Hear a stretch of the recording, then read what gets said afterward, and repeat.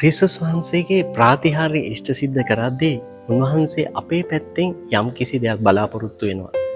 අද සුපුත තුළ අපි 5000කට කෑම දීමේ මේ මහා ප්‍රාතිහාර්ය දකිනවා.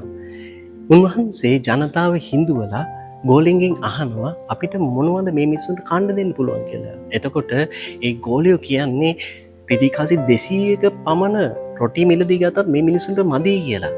නමුත් උන්වහන්සේ අහන්නේ ඔබ ගාව මොනවද තියෙන්නේ කියලා.